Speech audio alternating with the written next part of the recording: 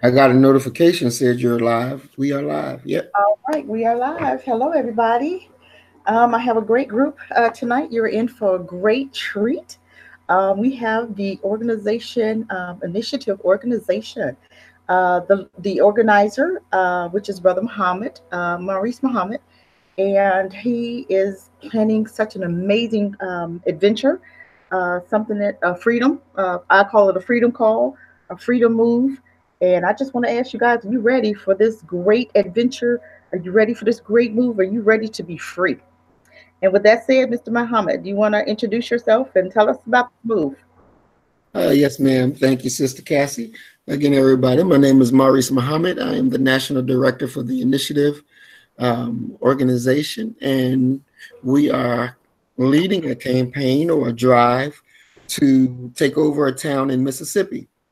And so we've been working on this for a minute. We're still getting the details worked out, but we believe in providing a new reality for our people so that we can be free and justified, and we don't have to um, be victims of our enemy. We can do exactly what we were told to do, which is come out of her, my people, so that we don't have to be partakers of her sins and her plagues. And, so there is a group of us in the initiative in our organization. And we have Sister Yaya, which is my chief of staff. And we have Brother Dar, who is our chief of security for the initiative and the Mississippi Project. So I will turn it over and let them introduce themselves, with starting with Sister Yaya. Shalom, family. How's everyone this evening? My name is Yaya, and like Brother Muhammad said, I am the Chief of Staff of the Mississippi Initiative, and very excited about what it is we have going on here. We've started touring cities. I hope that everyone is watching and paying attention, because if you're in the initiative, this would concern you. So I'm here this evening looking to get some information and put out more information and see what I can learn this evening. Okay.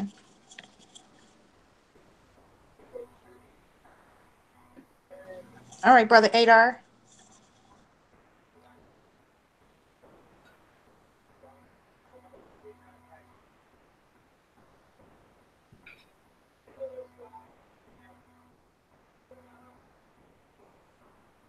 Brother Adard, are you there?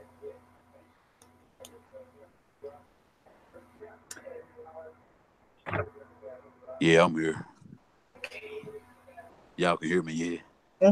Mike's yours. This brother Adar, everybody. How y'all doing tonight? You want to introduce yourself and let us know what's your amazing part in the initiative?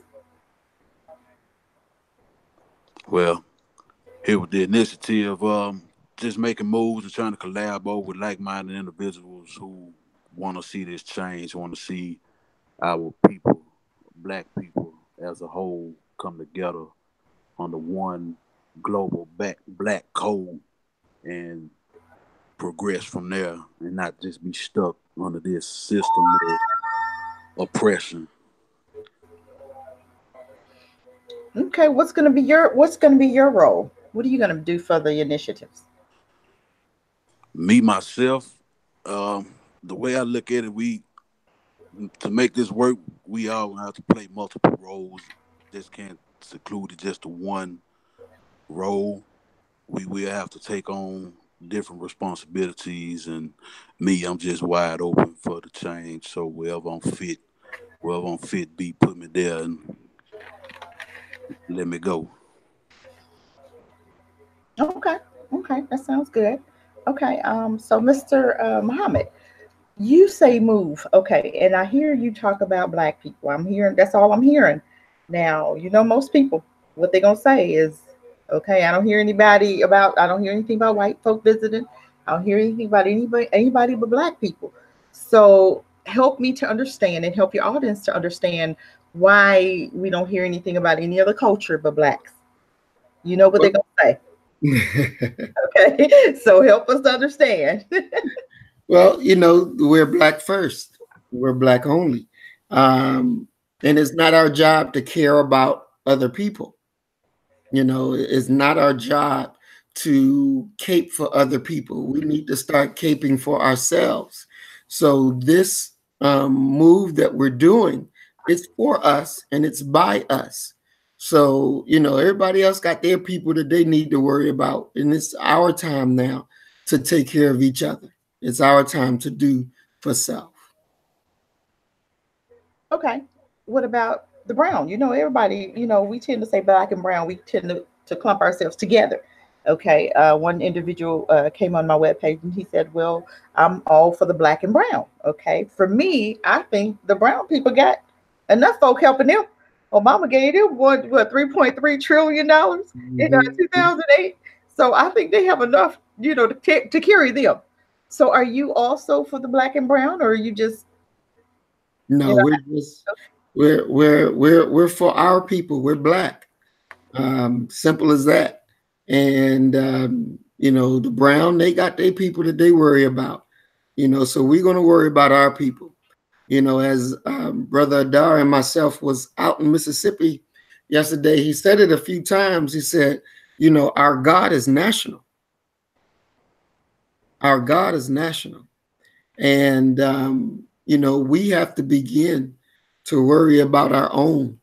We worry about everybody else, but these other groups, they don't worry about us. They mhm. don't do anything to help us, but we look to go run and help somebody else when it's time now for us to mature and help ourselves. Okay, so help me to understand what you're playing, because you know you have all type of black people. You got three types. I call them. You got the kind that's sold out for the cause, and then you have some that's not so sure, and then you're gonna have the kind that, well, I want to bring Susie along with me. Okay, I want to bring Becky along with me. So how's that gonna make Becky feel? Is Becky coming? Is Becky even invited? No, Who Becky's cares not about coming. Becky?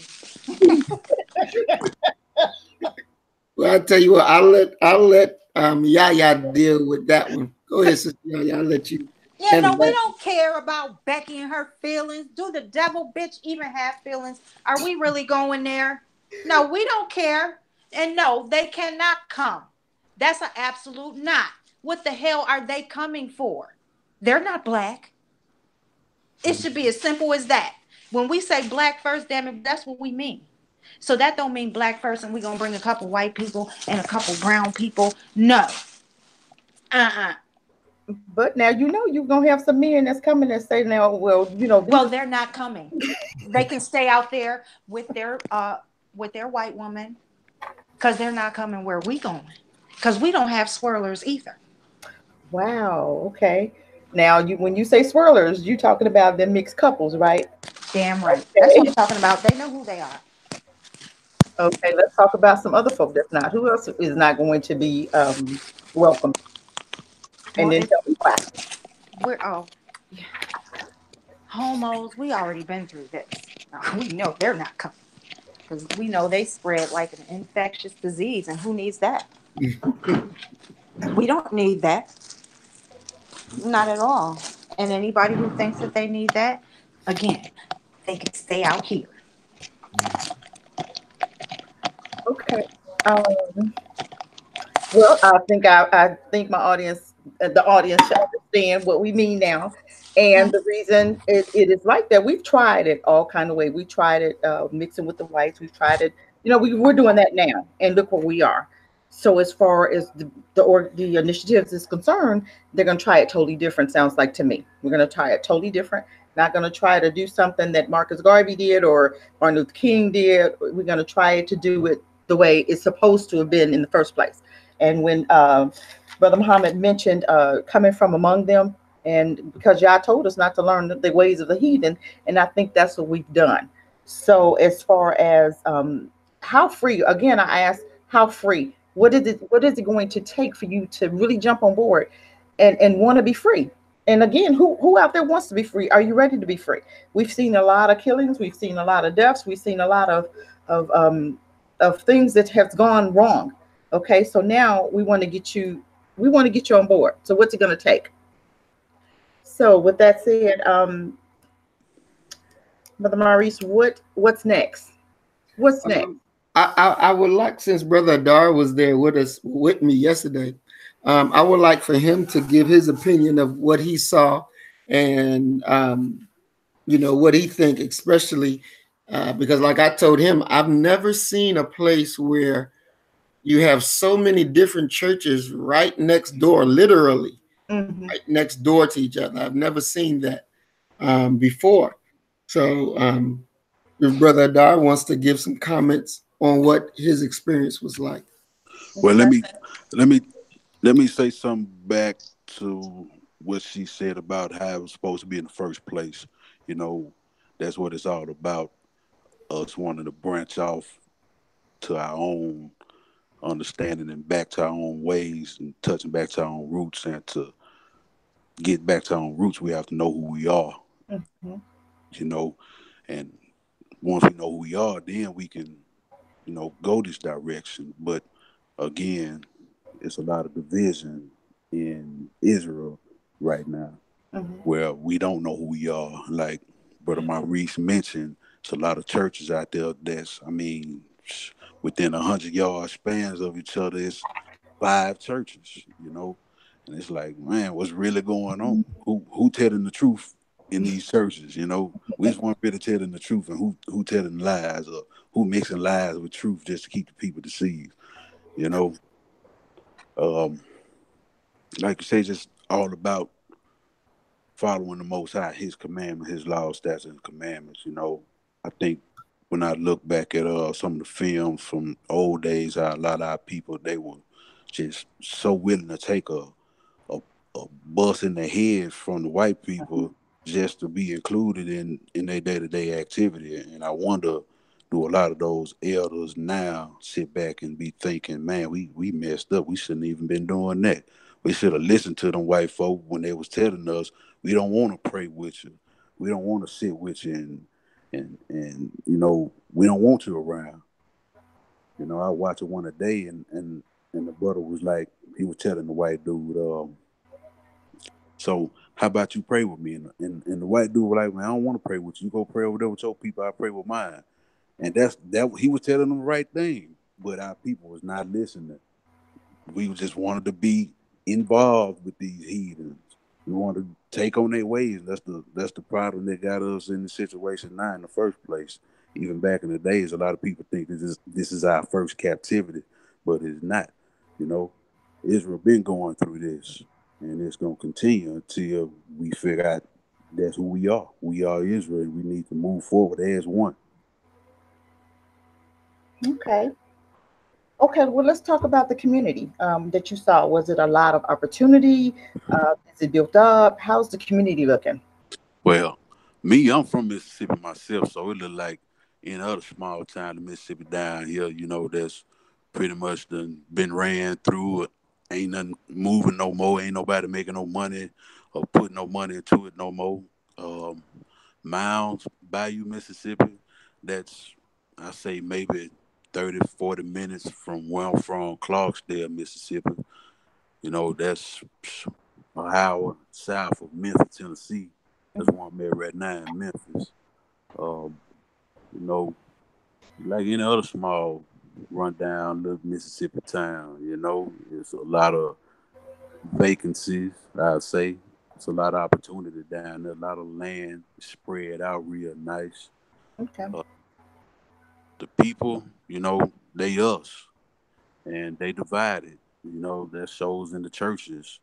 And like I mentioned yesterday, it still look like it's 1800 something down there instead of where it need to be. If we had some of our people, if the initiative of people who think like the initiative was in there to bring this forward, it can happen. But I'm not sure who all saw the video. We see that the devil is there. The the Masonic symbols, and that's one of they playgrounds, so to say. And that shows me there's a lot of docile individuals down there, but I don't write any of us off until we at least try to share the truth with them, let them know who they is, and if they don't want to hear it, then that's when we let them be. Okay. So you mentioned you had five several churches. Okay. Isn't that the church's job? I mean, to get that community together. It's just, but people fail to realize what the church was supposed to do and what they're doing is totally different.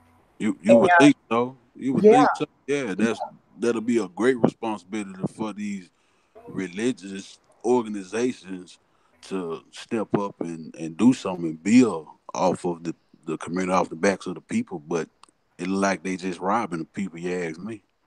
I mean, that's our issue. Religion is not of the Most High. Like I mentioned yesterday to Brother Maurice, the Most High, he's a nationalist. Throughout the whole Bible, he only focused on one nation of people. That's Israel. He didn't say he loved the whole damn world. He's not a humanist. He's a nationalist. And that's how we got to think and move as a nation. As long as we stay divided, man, we gonna continue to catch head and get our heads beat in. And hopefully, this thing jump off with the initiative of where we can go down to Miles Bayou, Mississippi, and make it us, completely us. Run the devil up out of town, so to say. Well, hold on, bro, now, because the Most High know what it is now, because in the Bible, and I'm gonna find it for you. You know, He says where it's gonna be some of us who are going to fight. It is going to be some of us who are going to actually just give in and go into captivity, who aren't going to fight. He understands that we're going to be divided in some ways. And you could say, yeah, we are divided. But, you know, he understands that there's going to be division, amongst us. And it was him himself who said 2/3 of us, we're not going to make it. And we see that. And I understand what you're saying, that we have to first, once we come in contact with them, yes, we have to let them know. But I have been doing that. I have been doing that. And these people really, dampen my spirits about it. So I'm only about saying it once. I'm not going to keep repeating it. I'm not going to Mississippi to repeat it no numerous amount of times. If I show you the truth and you reject it, then I reject you because you reject the Father. Period. Exactly. And you stay on your side, and I'll stay on mine. Exactly. Exactly. Because I'm definitely going to be one of the ones who is going to fight. They're not just going to take my life. They didn't give it. So who the hell do they think they're going to be able to take it? So I'm going to be one of the ones that stand and fight. I'll be part of that division. I'll own that. But, otherwise than that, it is what it is. Some of us are stiff-necked people. hmm That's why we've been in captivity numerous amount of times, because we hard-headed as hell, which speaks volumes. Why people don't understand that that's who they are, because it seems to me as it's the same niggas then, same niggas now, showing the same behaviors and traits. Shit. So let me ask you a question. Do you think that they can be trained in order to think like you? Because there's going to be some that's going to, want to come, but not quite there yet, but just still need to be um, convinced. Are you going to be open for them to come? Anybody can answer that. Well, as Check. far as I'm concerned, I Mhm. don't I'm not gonna forget the fact that the creator has only awoken a certain amount of people. hmm He's leaving people in sleep. And why would he do that? And I'm assuming it's because they're not going to bear profitable fruit. And this is all in his plan, so I'm rolling with it.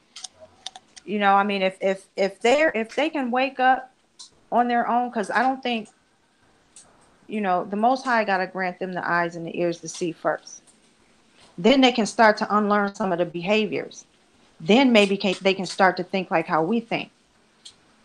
But if they're not even willing to think critically, then he's not giving them eyes to see or ears to hear. So what are we to do with that? Okay. I think if we could get to some videos to see, maybe a little convincing, a little more convincing. What do you think, Brother Muhammad? Yes, ma'am. I do want to make one comment on that. You know, when I stop back and think about where I came from, Mm-hmm. and I was telling Brother Dard this the other day as we were driving down to Mississippi. You know, I know the condition that I came from when I didn't have knowledge. And now that I do have knowledge, and you look and compare me to the man that I used to be, you know, it totally different, totally different. And so, you know, as Sister Yaya was saying, that all of our people deserve the right to know what the truth is. And it is our duty to provide them with that truth. But they have a duty as well. And they have a duty to either accept it and live it or reject it, you know. And this thing that we're doing, we're not a group that goes around and shouts, Black power, Black power, Black power. We don't do that. Because the real power is not that you're shouting a slogan. The real power is you define what you want and you bring it into reality. And then you don't do it by begging your enemy to give you permission to do it. That ain't it. We decide what we want and we go take it. And we maintain it. And we don't compromise nothing on what we have desired. And especially since we want something that is so beautiful as a new reality based upon the principles and the laws that we find that we were birthed in through our Creator. And we know that those rules and regulations will birth a people that's unlike what you see when you go outside your door. So, you know, this new reality is a blessing. And those that refuse to hear, once they see it up, I guarantee you they're going to want to listen and they're going to want to change because they don't see a reality outside of the reality that America has for them. So they don't see nothing else but being the nigger that they are, or being the nigger that they were allowed to become, or they were made into. But see, this thing calls you out of that and into the mate that the Creator has purpose for us. So this is a beautiful thing. And those of us who understand the time and what must be done will build it. And those who don't, who are not as strong as we are, to carry that light, to carry that desire to say, you know, this is what we're going to do, and we don't give a damn about who don't like it. You know, because not everybody is strong enough to talk that way and to live that way and to walk that way. They need an example. And once they see that it's being done and we maintain, then they'll come running because they realize that we were right, that we were right. And so, like I said before, we're the only game in town. So they're going to come because they don't have another choice. And so I'll rest my mic and we can go to the first video. All righty. Sounds like a lot of opportunity is going to be there, though, for the different individuals that do come. Exactly. So I hope that's something that they are thinking about even now to come.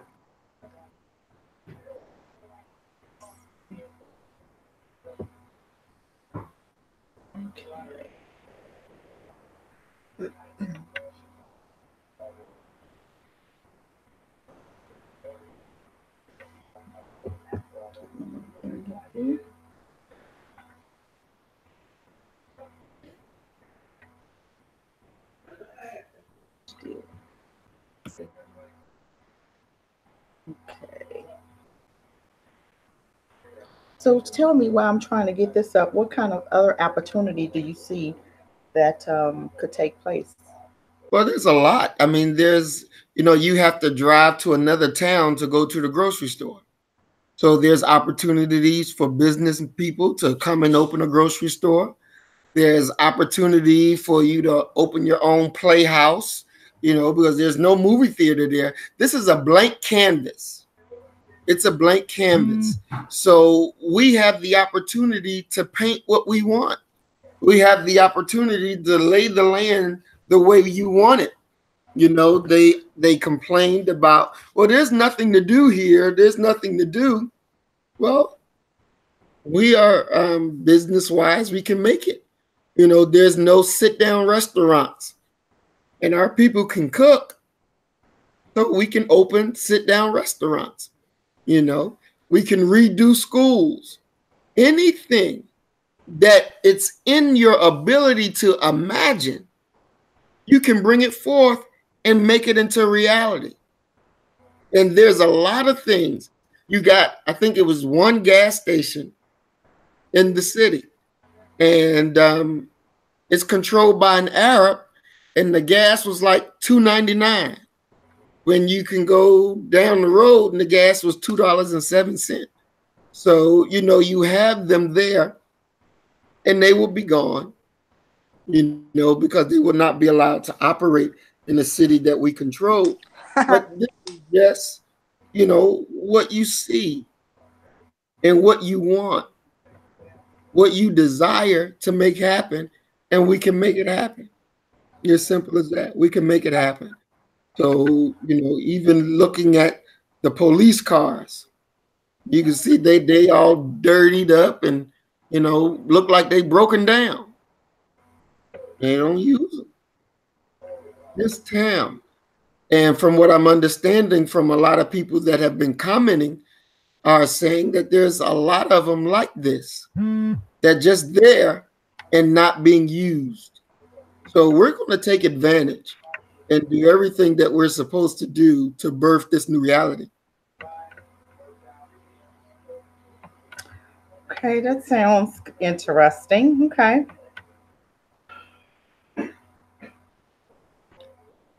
Brother Agar, do you have anything you want to say on that? Not at the moment. Just listening right now. Just listening. Just thinking about like how he was saying. There's a lot of opportunities down there. Just from looking at the landscape, they had a lot of empty buildings, a lot of corner store spots, and just anything. Like I say, no entertainment down there. No laundromats, no dry cleaners, no pool halls, no nothing down there really. Anything anybody can just really think of, like you say, can go down there and really make it flourish. Okay. We got ready for the videos. So opportunity sounds like opportunity, is great. Okay, that sounds good. Well, let's go and see one of the videos that might help convince. Can you guys see the screen from where you are? No. Did you hit the screen share button? I did. Hold on, let me go back to there. Screen share.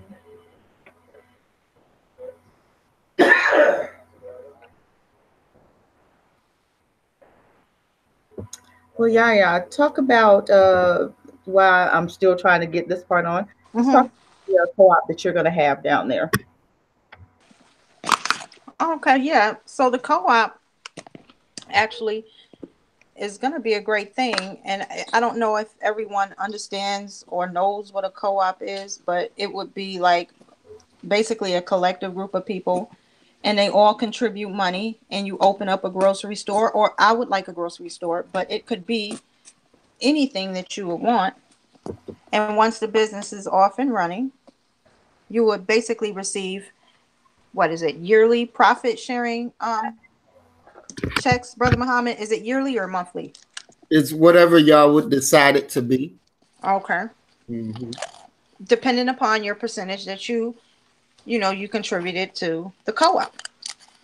So if we had control over what we were eating, how sweet would that be? And then you're receiving a check, I would say yearly, from the business that we all own as one collective, and it will be directly in the town that we live in Mississippi. So we would also be patrons, and it would be nothing but healthy choices, healthy foods, nothing bad for you, no swine. Of course, we all know that as Hebrews. Number one, no scavengers, no shrimp, only things good for the body, for the temple. So that's something we're definitely trying to get off the ground. And hopefully everyone is with it. Because everyone wins in that situation. We need to keep our money inside of our community. Make it circulate a bunch of times before we send it out to the heathen. Make our money work for us. If you have your own, you don't even have to patronize them at all. If everybody has That's their right. own business, the money comes back to the city, which is what we're not doing now. We're worth $1.2 trillion, and where's that money going? What do we have to show for it? We don't have our own business, own schools, own hospitals, banks. Before Martin Luther King's civil rights, we had 200 cities, 200 neighborhoods. I mean, 200 communities, in fact. Okay, but now we have nothing. We have neighborhoods. So I think if we did have our own, the money that half of that 1.2 trillion can come back into the community to build it up even more. So, and then you have another of those cities that you guys are trying to work on. So wouldn't it just be this one city? So this is just the first of many, sound like to me. Most definitely. Most definitely. Sister Cassie, you want me to see if I can do the screen share? Yes, please.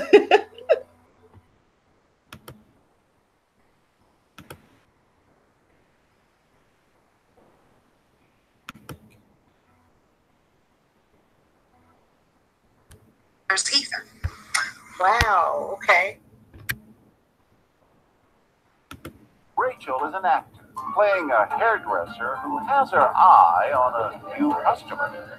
You work here for what? Yeah, for too long. When you gonna come save me? All right, all right. Can y'all hear it? Girl has a girlfriend. When she shows up, Hey, baby.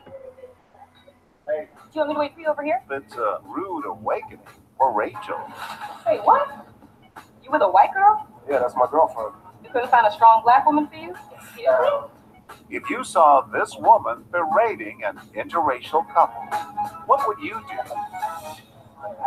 Hey, baby. Hey, Hey. You dating a white girl? I'm dating a girl who is white, if that's what you mean. Okay. I don't get it, but it's crazy. Ain't been crazy as you being in here. Rachel isn't pulling any punches with Christian, and at first, this woman takes the soft, comforting approach. I'm not bothered by it. I'm bothered by it. Hope y'all don't plan on having any children. Like I said, she sounds like a real hater and she's insecure. And with that, Denise Muldrow is so upset, there's nothing holding her back. No, she's not talking about me. I'm talking about you that's brushing his hair. You are ignorant. Keep your opinions to yourself because it sounds stupid. All right? I'm letting you know. Black girl to another black girl sounds stupid. As much criticism as we went through as a people, you're going to go and do it to the next person? What gives you that right? Why are you defending a white woman, I though? don't care what she was. She could be purple. I'm defending a woman, period, point blank. That's what she is. She's a woman. Or maybe you're not. I'm sorry. She's not a woman. She's a bird. Get out of here, birdie. Well, before our actress flies away, it's time to introduce ourselves.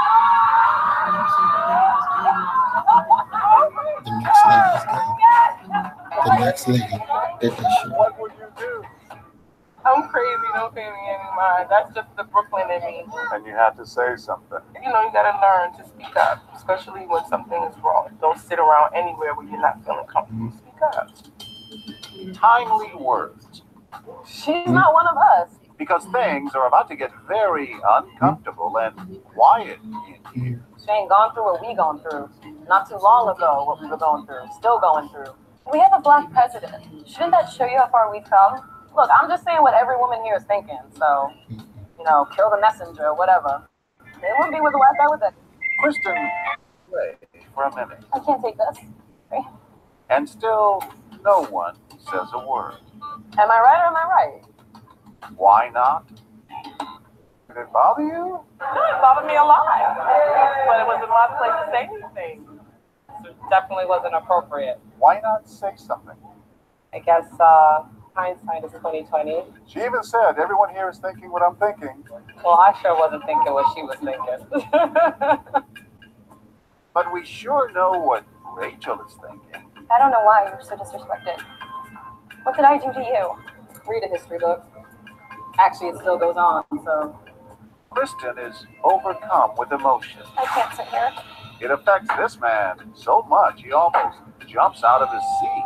You don't belong with a girl like that anyway.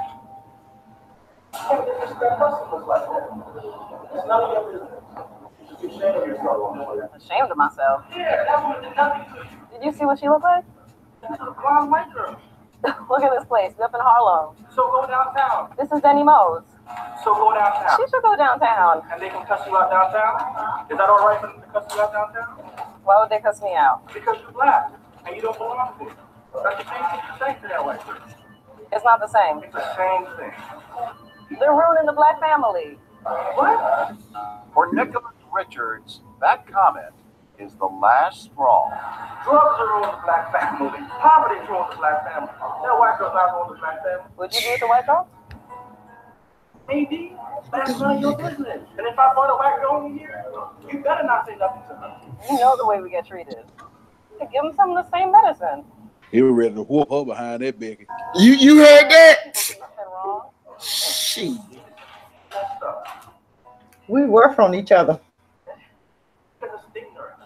And I can't deal with ignorance. No, but you see how that joker talking about poverty killing the black family, this, that, and the third killing the black family. Well, who did that to the black family?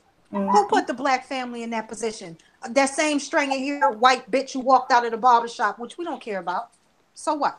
Do anything but to get more hate. And it kind of holds us back, you know? Black people need to figure out constructive ways to move forward. Just being angry and upset at white people doesn't do that. Good advice, but nothing prepared us for this last woman. Wait, what? You with a white girl? What? Marcia Bonner, an HR executive and diversity trainer, cannot believe what she's hearing. I mean, I just wanted to see him with a strong black woman, you know? I hear you. Be in place. Be in place. So you think that's wrong? Doesn't matter. I'm gay. You think that's wrong? I have nothing against gays, you know? I just feel like I didn't mean no disrespect. I know you. I just tried. She tries to get to the bottom of Rachel's intolerance.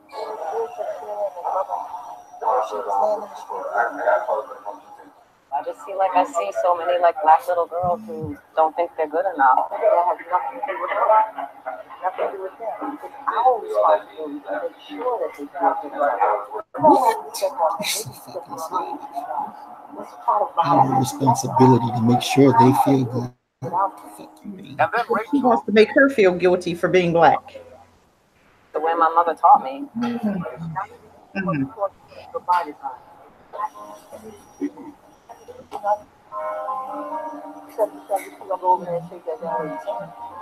she wants Rachel to apologize to Kristen. One day. So he's like, yes, you should. Apologize for what? She wants her to apologize for being black. For fuck's sake. Talk to me.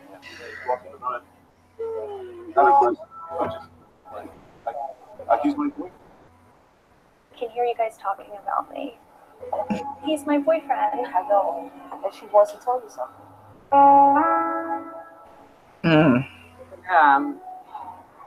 sorry. This is so wet for me. No, don't let it. Ooh, boy. Everybody teamed up on her for math. Why? Objecting notice. Why? The hell? Why is it always that we want to take up for Massa? She literally had to apologize for being Black, for speaking up, for going against the norm. And they made her feel so bad about it. What is that mentality?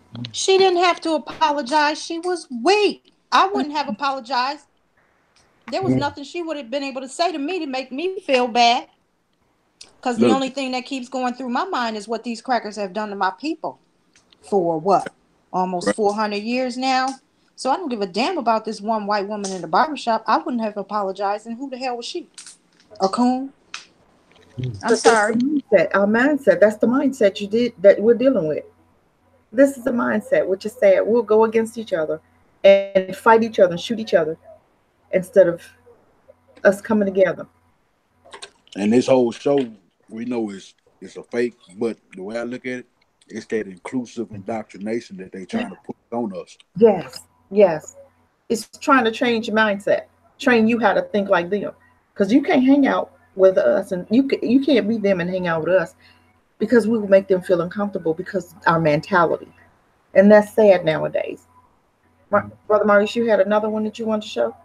Yeah, but I wanted to say something on this one. Okay. There was multiple things, but two things really stood out for me. The first one where she said, it is our responsibility to make them feel good. What kind of bullshit is that? It's our responsibility to make them feel good? Yeah, I heard her say that too. What in the hell? And it's like, you look at the rest of the Black people that's in there, they not opening their goddamn mouth to say nothing. And you would accept this foolishness? That shit doesn't make even common sense. See, that's why it shows you how controlled you still are. That you would bow down to some bullshit like that in your own neighborhood. In your own neighborhood.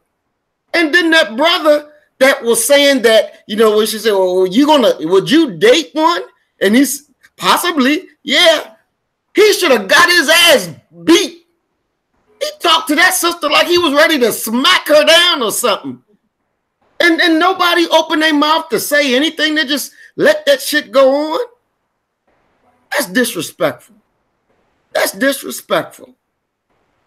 All of them that was in that goddamn barbershop that listened to that and didn't open their mouths are no damn good.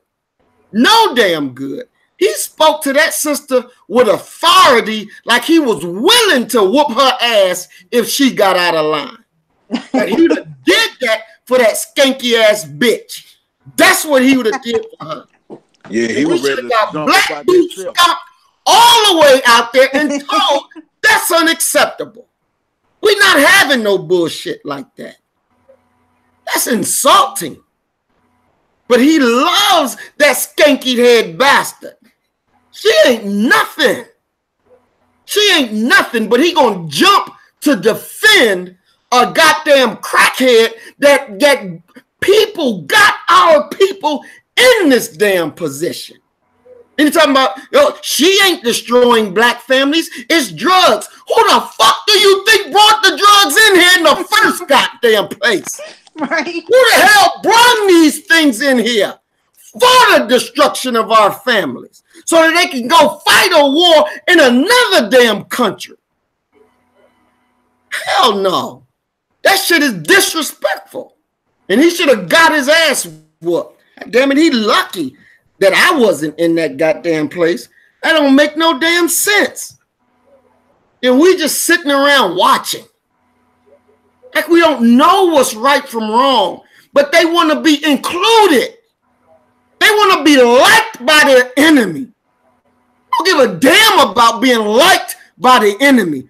It is that weakness that keeps us in a subservient position. Because you want to be liked and you want to be accepted by people that will never like you. And goddamn it, they will never accept you. Never. And goddamn it, will never accept you. Your weak ass and your weak thinking. That's why we still in this damnable position. Because people want to compromise and get along with these people. What has getting along with these damn people gotten us? Ain't got us nowhere further. We further behind. Hell no. Hate them. God has a perfect hatred. Hate their ass.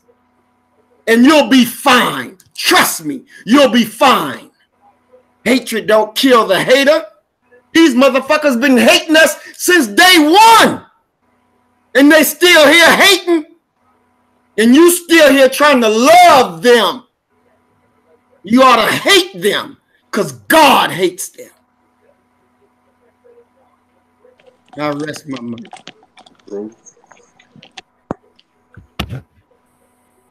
Anybody else have a comment?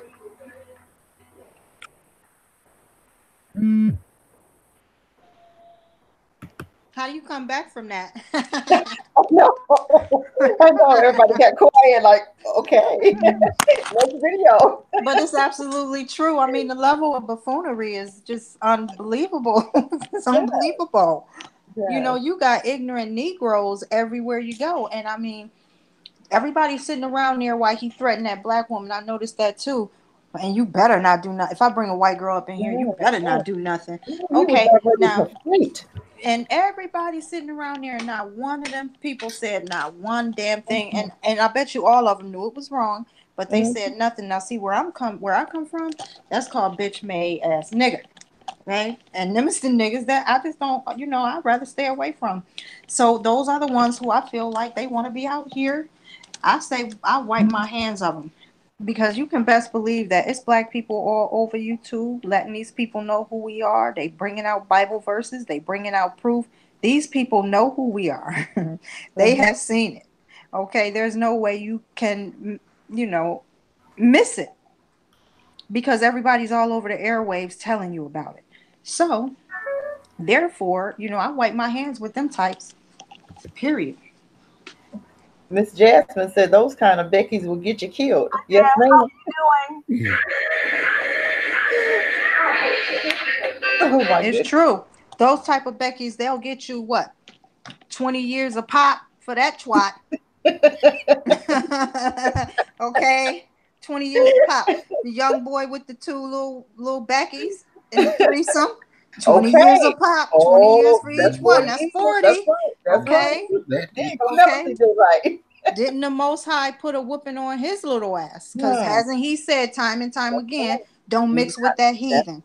And that fool did it twice all in one. So, okay, 40 years. Here you go. 20 for each one. So that's almost like Martin Luther King did kind of wrong, you know, thinking we were supposed to get up with them and you know, and move in and mingle, and we allowed them to raise our children. We allowed them to brainwash our children. So this is why our children are the way they are today, because master taught them. We literally put our children in our enemy's hands. It's almost like, you know, I know you don't like me, but I'm gonna say, here, keep my child for me. Seriously? What are we thinking? And I don't know how that made sense back in those days, because I know we had some smart folk in them days, in the 60s. I know they were intelligent. So what about what he did make it seem okay that we allowed our children to be to mix and mingle? I mean, just like Malcolm said, hey, stay separate, but give us equal. Okay, we could have done that. And I think that right there would have been better than anything else we did. Well, let's not forget, and I mean, this may offend a bunch of people, but who gives a damn? Let's not forget, Martin Luther King was a Mason, and we all know what them Masons is about. He was in the fraternities and all of that. Let's make no mistake of who he was. And he led our people astray. How do you think the Most High feels about that? And we know he led us into stray because he went to school to learn that Bible. He knew everything in it. That's right. Okay. And he ignored things and told you wrong and led you in the wrong direction. Led our grandparents in the wrong direction, and our parents actually in the wrong direction. And right, trying with the integration, and then realized at the end that he did it wrong. Right. And then got himself shot. Okay. Yeah. Yeah, but what did he say? He said he thought that he led his people into a burning building. Isn't that what he said last? The last words he said, and people have no understanding that he was really working for the government. And we've done, I've done so much research on that, but it's just so sad. But then when he came to his senses, then he died. But Malcolm X, I'm gonna go back to that. Malcolm X had the right idea. He said, "Why are we learning the ways of the heathen? Why are we mingling? Why are we marrying? Why even come together? And why would we want to sit if they're restaurants?" I couldn't understand that. When we come into today restaurants, even today, we try to go to Victoria's Secrets and different other little stores, and what they do, they put you out, and we still go back. And one lady got put out, and they asked her, "You gonna go back?" She said, "Yeah, but not to that one." Well, why? Just like the Chinese, why are we still patronizing the nail shops? We have Black people that can do that. We have Black people that live in our areas that we can put on our pages to patronize. And it's time for us to start shopping Black. Time for us to start thinking Black. It's time for us to get back to the basics of knowing and being who God created us to be. Stop with all this. We are so just blinded, brainwashed. We got to get it. We got to bring it back. It's time for us to rethink this thing and do it the right way. And I think, Brother Muhammad, you've got an amazing idea. I think it's gonna. I don't see it not working. I think it just run with it. Everything I've heard is amazing. I'm excited, and I hope just hearing this will get some of us more motivated. Most definitely. Most definitely. All right, we'll go to the next video. Karen and Thomas, thank you so much for being here. Go to your family, okay? I want to be. Pedro, don't leave. Seriously, they have been attacking him the whole time. But you don't need to walk away at that point. Okay. ¿Qué? Yo creo ellos quieren hablar contigo por hacer una mejor relación. Estoy seguro. Si no es eso, no hablar con ellos más.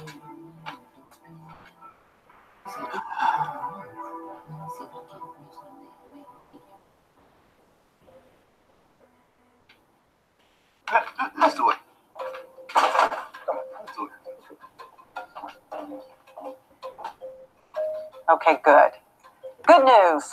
We have Pedro back, and Chantel is coming back. Good. I'm glad everybody's back. Okay. So as soon as we brought Karen and Thomas into the conversation, Pedro, you got really upset. Tell me why. Because the family never want to trust me, Pedro, I was asking you before, do you want the relationship to get better? Yeah, everybody want the good relationship. One marriage no can survive like that, It's going to be broken. Right, so the only way to heal is if we have a conversation, right? That's okay. I can have a conversation. Okay, parents can be very protective, and there's no exception when it comes to Chantel's relationship with hers. However, they took this to a whole other level when they became suspicious of Pedro's intentions. Let's watch. Let's start out with what are your objectives or goals that y'all would like a private investigator to accomplish? So we would like to investigate, I guess, Pedro's family situation in the Dominican Republic. Trying to investigate. Why? We just find a lot of things odd. He sends money back to his mom and his sister every month. He's doing something, and I don't know if it's legal, illegal. It doesn't all add up. Some things you've told me are very alarming, like very alarming. We can follow him. We can follow his family in Dominican Republic. The fact that someone outside of our family, a complete stranger, can have concerns to the magnitude that Mrs. Martelli did, it's comforting to us because it makes me feel like I am not loca. Well, you all got to dinner one night when Pedro's sister was visiting. and there was a terrible, horrible confrontation with Chantel's family. We're going to take a look at what happened. I know this is going to be very tough for you to watch because it led to injuries and almost led to the end of your marriage. So let's take a look at what happened that night. Chantel tells us that you, when she left out the door, said good and Thank God. thank God para ti. Sí. No mientas. No estoy mentando. You lied. No, I didn't. You are lying. No. Okay, you can move the chair. You can put. No, she's not going to. Why? She's going to sit there. Hey, what you say? Shut up. What you say? But you, he's started.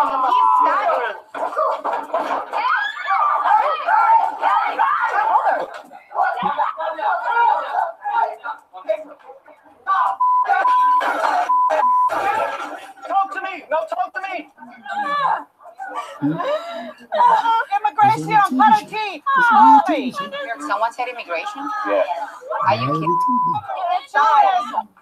Sit down. Pedro y Nicole está muy malo para mi familia.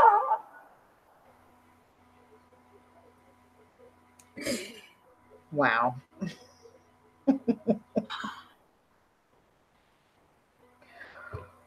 What in the world was that? That the first time you're saying that? Yes.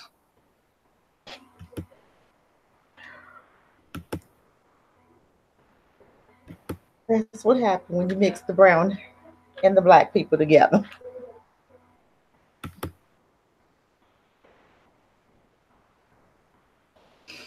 That was a shit show, huh?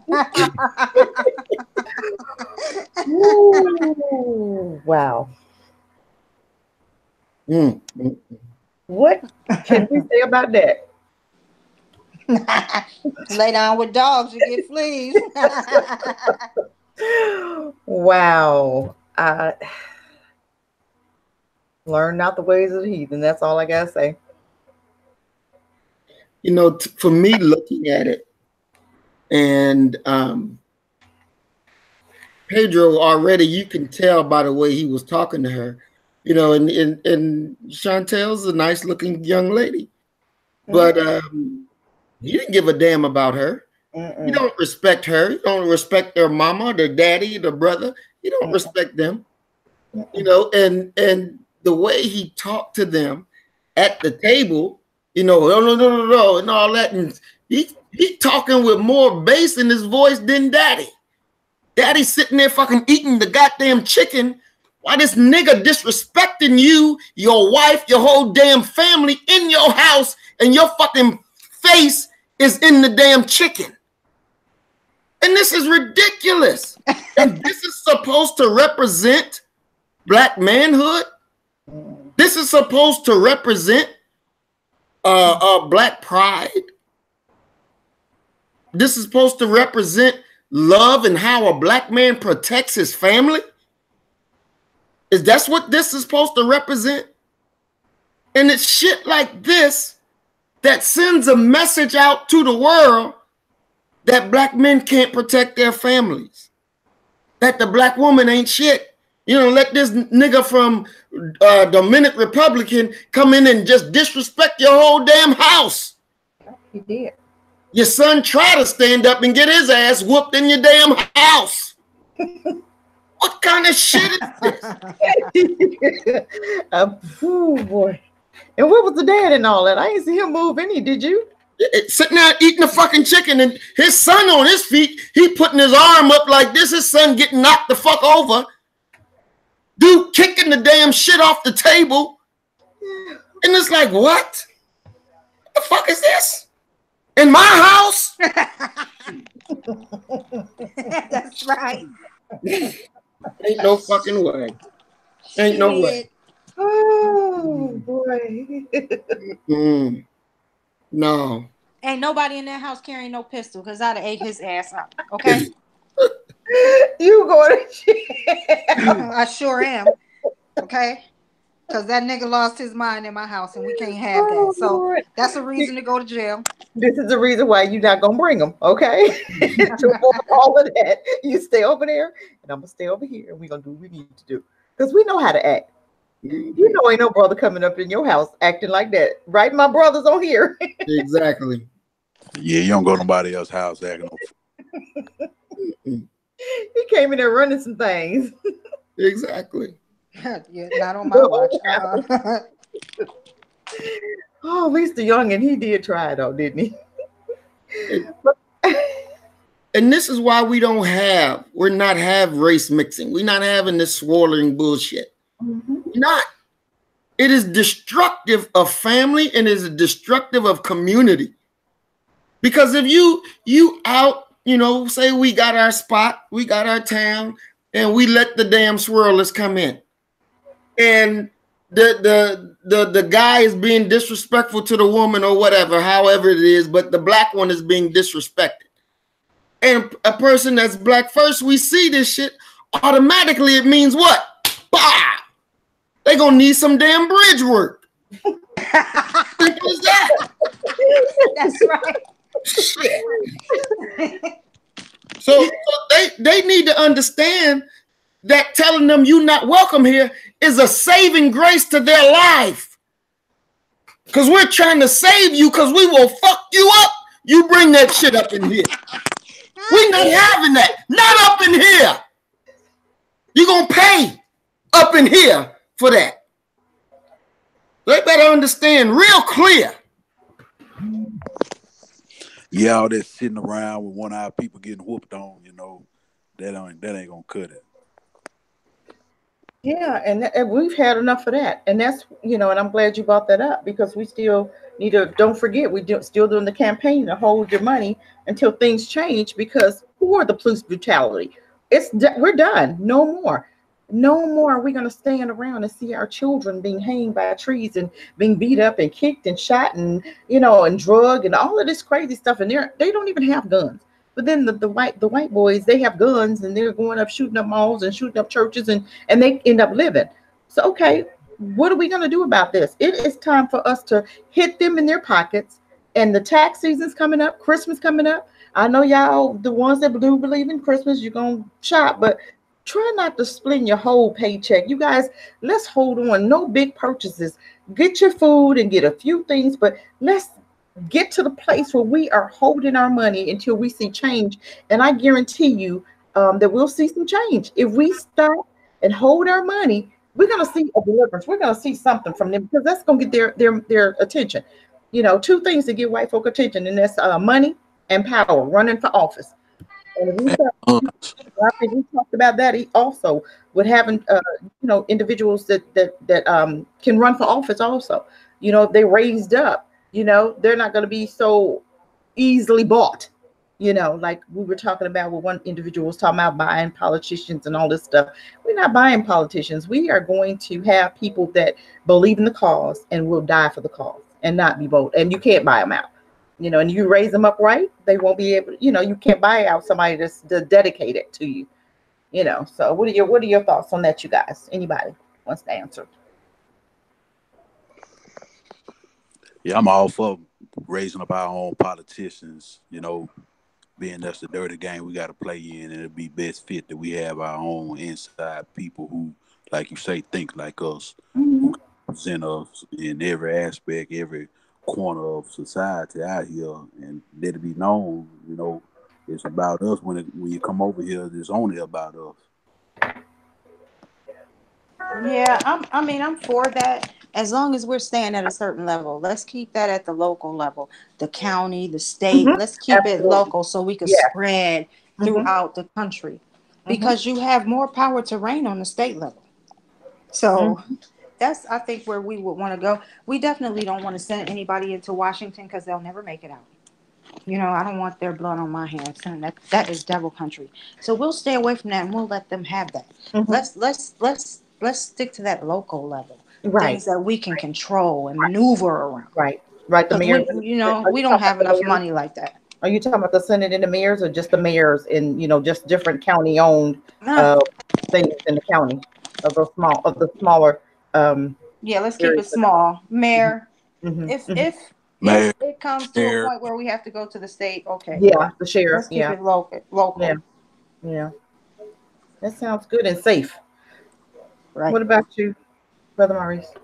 What's your Oh, take on definitely. I don't agree in buying no politician. We raise them up so that they be true to us and we don't have to worry about any sellouts. And yes, let's keep it local because that's where all the power reigns. And, if the ones that we had already wasn't such a sellouts, then we'd already had reparations because you got political power in every city. You got black people that's there. You got black people that's already elected. Why they haven't passed the bill that black people that live in that city get reparations? It's something that they could have done, but they don't think that way. They don't think that way because they don't that way. When you begin thinking like that, you're thinking on how to service your people. You take a big problem as reparations and you say, okay, well, the federal government is the one that really owe it, but they don't want to do it. Okay, so let's break it down. How can we get it where we can access it, where we can have the ability to actually get it? Well, you break it down to the local level. And then your local politicians right there in your same city, you tell them to pass the damn bill. They pass the bill, you get your money in your pocket, just like Obama gave them Indians that money to put in their pocket. That's right. But they don't think that way because they don't think about their people. They think about how to serve massa instead of how to serve my people, instead of how do I help my people. See, when you think that way of how to help your people, you'll take those big problems and reduce them to a way that it can solve the problem for your people. And that's what we're about, solving the problems. Because this shit really should have already been dealt with. Yeah. But because we have people that compromise and we got people that want to go along to get along, so they gave us the capital FU. And we've been stuck with that shit, but now we turning that shit around and say, no, F you, we gonna get what's owed to us. Simple as that. And we're not gonna compromise on it. Not one way, not one bit. We coming for what's ours. Brother Maurice, you had one more. Let's see that last one with Angela, the little Nigerian guy. Oh, yeah. And Brother Muhammad, we ain't saying F you, we saying fuck you. Are you serious? That's right. So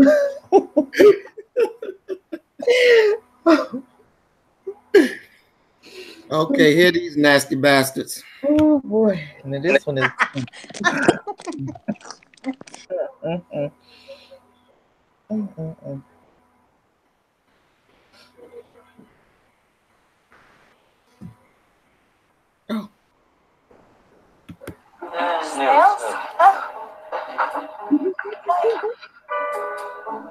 Will you take a look at this coon shit here? Oh my God. I'm just a simple person, simple American hamburger, fries. So being respectful to his mom, I'm going to taste whatever she brings out there.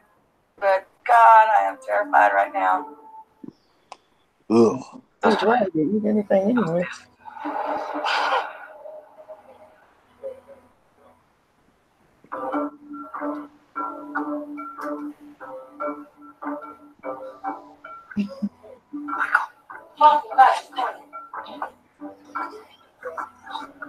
No, don't do it. Oh my. Oh my. Yeah. Can we just look at the material and don't bring out the dresses and all? Okay. Just start with that, Michael. All right. Okay. What do you think about it? Huh? They're very beautiful, Michael. I'm big. All right. In Nigeria, the couples. Are they about to fit that pig beast for some African garb? Oh shit. I'm not Nigerian, Michael. Baby, are you Canadian now? No. I'm just saying I'm American, and you knew that when I come here, right? Yeah, just look at the prints. Yeah. Explain that. And it's not how much that I'm self-conscious about my religion. Okay, you don't bring out the dress. You can maybe bring it out, but don't wipe it. Gucci and Baz into it because she's fat. I'm not fat. This thing tragic. I'm fat like a real monkey. I'm flabbergasted. Ooh, honey. You mean to tell me that that's all he could find? Why is it that we want their leftovers? I don't understand that. All these black women out there, and he even had a black woman right in front of him. And he went and got the worst thing he could find. That's sad. That's sad. What in the world is going on with the mentality? I mean, they've been giving us their leftovers. They've been giving us their leftovers. From the food on down, huh? I'm telling you. And niggas just gobble it on up. But at some point, we get it. At some point, we want better for ourselves, for our children. Somebody was talking on here, Miss Jasmine talked about the schools. Come on, this is what's going on here. We've given our children over to the enemy, and this is what the results are. It's crazy. When are we gonna take back that control? Seeing this stuff ought to make you mad enough to say, I'm not gonna do this no more. This is crazy. Crazy. I don't know how he bring that fat, ugly ass whale to Nigeria to meet his mom in the first goddamn place. I'm surprised his mama ain't smacked the fucking shit out of him when he did. Yeah. That's disrespectful. And you see, and they walk around here like they better than us, and they just as dumb as shit. They do some of the dumbest crap as well. Now he flew. Do you see that piece of? Oh my God, I can't even. And then they sitting there looking at her and they welcoming and stuff. They see, this sickness ain't just unique to African Americans. It's unique to every Negro. Mm-hmm. You know what I'm saying? So that's why I'm leaning towards the fact that some of these mofos are just downright dumb. Okay, dumb. He don't see a problem with that. Oh my goodness. Somebody on here, Miss Nisha said he looking for a green card. Well, they ain't letting his ass over here. He can forget that. She bring him. She enjoy. You know they gonna chat and lynch that little nigga. They gonna look at her poor white trash ass and say, "Oh no, you can stay over there with that nigga." Okay. He trying to go back to Georgia? You kidding? That's Clayton County. Oh my goodness. I just, you got any more you ready to show, Mr. Brother Muhammad? Any more you want to show? Oh, most definitely. We're gonna go to another one. Of course, he's gonna keep on making people's stomach turn this evening. He's not gonna stop. You know the turn you justification. Good God. This is a good one. This one. Oh yeah. Oh wow. Oh my God. Yeah, don't get mad. This the one I was talking about right here. Don't get mad, yeah. I'm already mad. Already. This is the one I was talking about right here. Yeah, Dar. Yeah. Mm-hmm. You see how the brother sitting there begging this white dude. Please pray for me, man. I'm sure that God will hear your prayer just as well down as we will up here, but you're not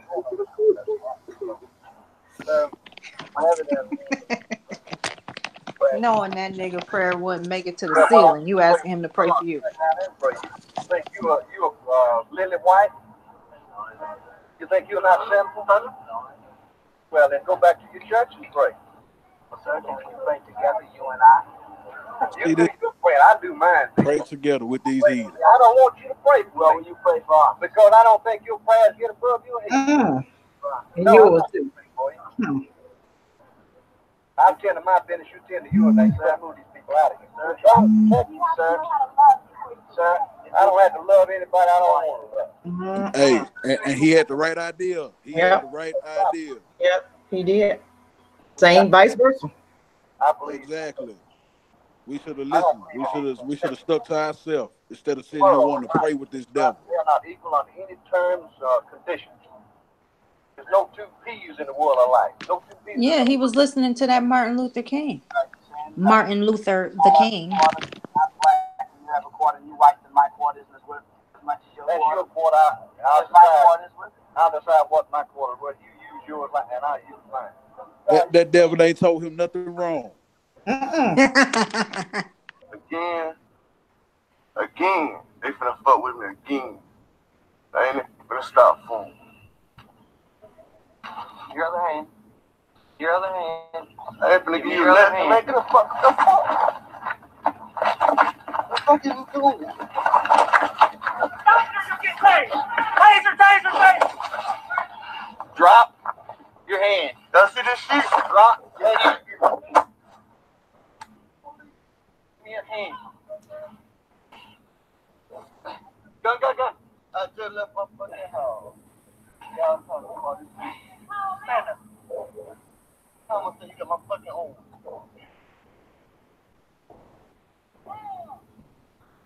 Mexican conceal carry permit, but hell yeah. Let me walk that motherfucking mouth. Bitch, I got a conceal permit. Take my motherfucking pocket. Let me front door. Yeah, fit my shit up, cause I own that fucking gun, you dumbass cracker. Dumbass bitch. Take my motherfucking pack. I got a fucking license to carry my shit, dumbass nigga. Oh. You know why I'm making contact with you? You know why I'm making contact? You stupid ass fucker. You motherfucking dumbass nigga.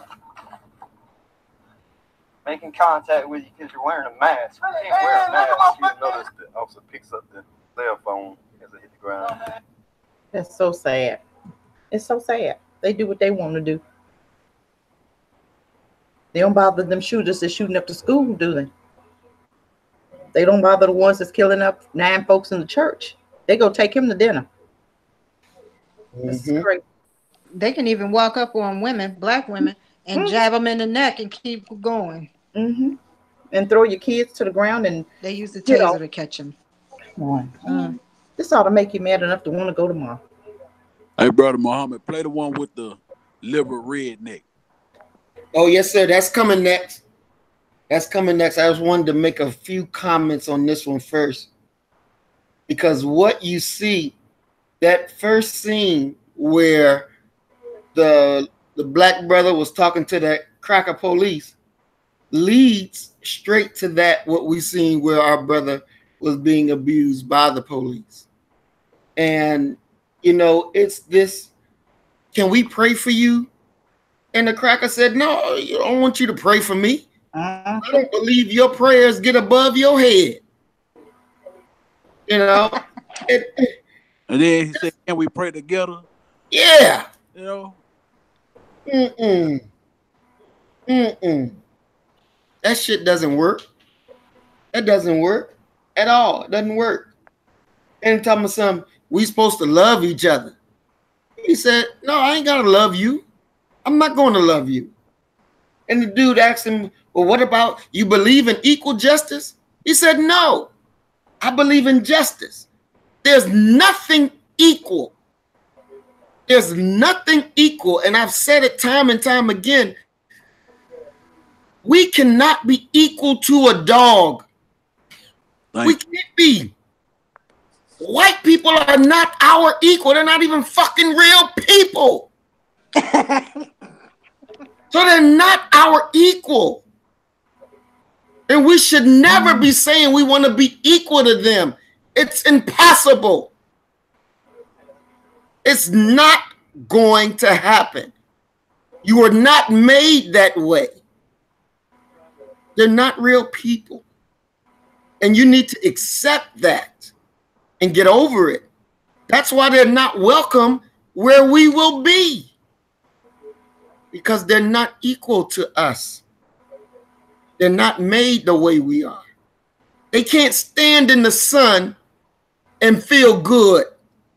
The motherfuckers will burn up like California is burning now. Because they're not equal. They're not natural. That's right. Nope. They are not us. And you should not want them around you. Because they're not natural to anything. They're not. And that's the reality of it.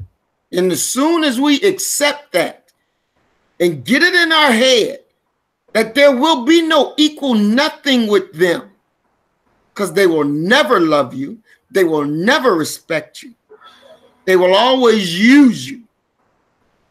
You need to get that straight. That's why they're not welcome where we are.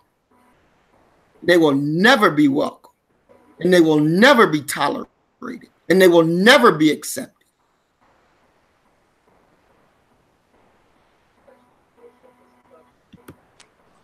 Damn sure won't be accepted by me. That is for certain.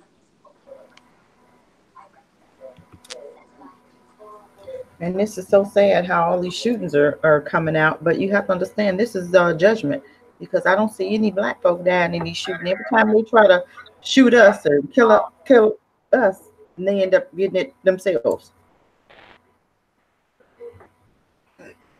Okay, in this video, Brother Adar pulled out. And so I'll go ahead and play it. Brother Adar, let me know when you want me to stop it. So that Nike video, that went a little bit wider than I expected. A lot of people saw it that I didn't count on. That was supposed to be a joke for you guys that normally watch this. Didn't count on the extra couple 100,000 people seeing it, but I'm glad they did.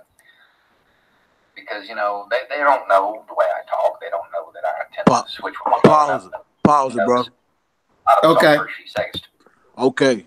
I want to break this video down for real, man, because the way I see it, this is mockery, straight in our face, disguised as some synthetic understanding words from this redneck. Okay. Right there, when I asked you to pause it, he said, they don't know. They don't understand. So he telling us what we don't know. He telling us we don't know stuff. That's he talking to his white counterpart saying these niggas dumb, they don't know shit, they don't know nothing. You know what I'm saying? I'm just gonna break it down. You can play it again. Okay. Took off to the comment section and started insulting me. And it's all okay, it was all worth it. Because one guy in his insults got me thinking. And I had time to think about it because I was coming back from town. That's like a 40-minute drive.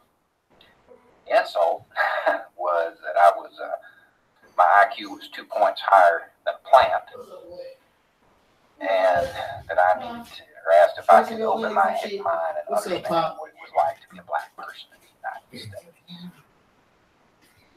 Now,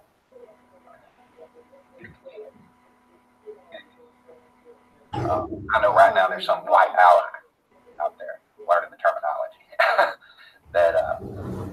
that's saying, "Oh, I understand." You may get the statistic, you may understand the numbers, you may get that there's a huge disparity in the criminal justice system, and because of that, translates into more unjust violence being visited upon them.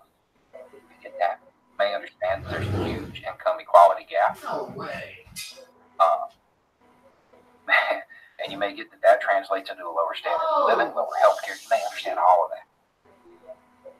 That means you understand what it's like to be black in the U.S. Get the numbers. Maybe you understand a little bit of history. See, it's way deeper than that because, when we think about slavery, we think about the physical costs of slavery. And they're horrible, no doubt. But I think today, what's more relevant, something else. Where are you from? Not in the U.S. Where are you people from? Odds are, if you're white, Ireland, Scotland, England, Germany, Italy, Greece, France. Where are you from? Based on your answer, I can tell you all kinds of things about you. I can tell you whether your gravy is red, brown, or white. I can tell you what kind of booze you probably drink. What kind of food you eat.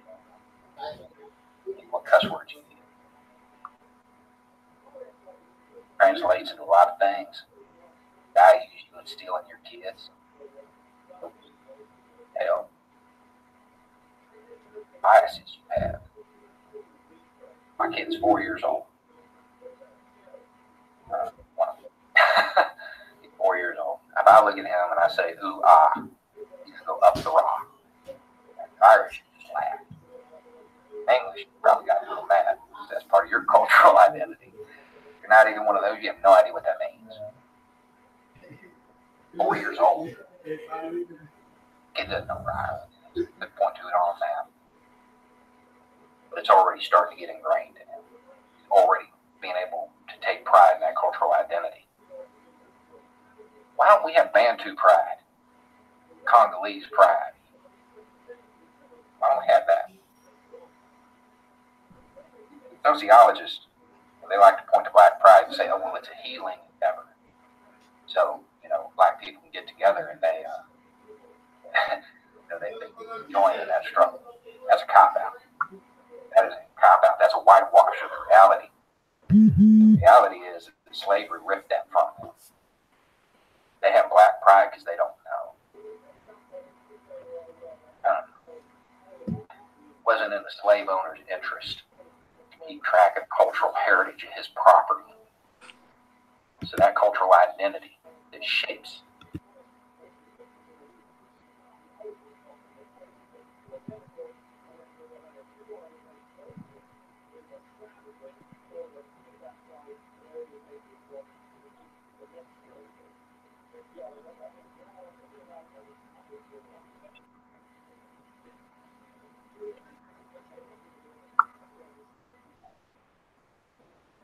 Is everybody still there? Yeah, I'm here. I was trying to let the video roll just so I can touch bases, touch on it a little bit. Uh-huh. But I see really Okay, there came from the plantations. That's what the slave owner threw away and let them eat. They endured that for so long, it became part of their culture. They endured it for so long, they got good at it. Found a way to make it flavorful. This is mockery. I can't understand what it's like to be black in the U.S. I can't understand what it's like to have my cultural identity stripped away and replaced with the knowledge that when my granddad was a kid, people didn't think he was human. Or that what is seen as my cuisine, because we got good at cooking trash. Mockery again. That's going to affect a people, a collective people, on a very deep level. They get over it. We're a long way away from that. We're a long way from getting over slavery. Yeah, physical scars, they've healed. They have. Cultural ones are still there because it's gone. It's stripped away. Damn. I really want you to think about how much of who you are as a person comes from the old country. And then imagine what it would be like if you have that. What it was replaced with wasn't love of the red, white, and blue. Because the red, white, and blue didn't love you. It wasn't that long ago, guys. There are people alive today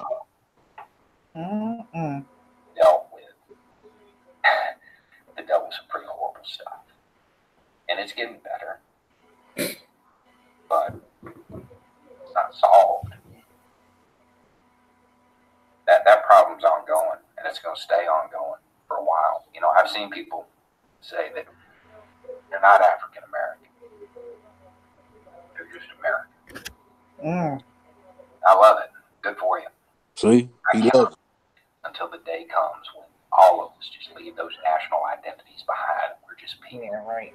Okay. That's a long way off. And until then, we're going to have to address our history. And while we may find it uncomfortable to address our history because we don't like it, we don't like the things that our people did. Understand there's some people